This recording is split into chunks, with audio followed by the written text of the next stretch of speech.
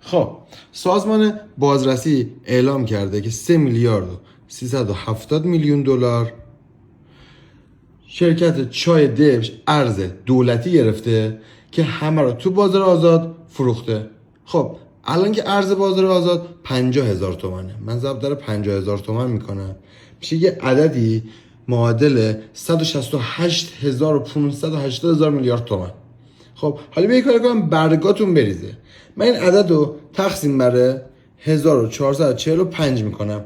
1445 هم سالیه که از هجرت پیغمبر و سال قمری میگذره. توجه کنید تقسیم بر 365 هم میکنم که میشه روزهای سال دیگه.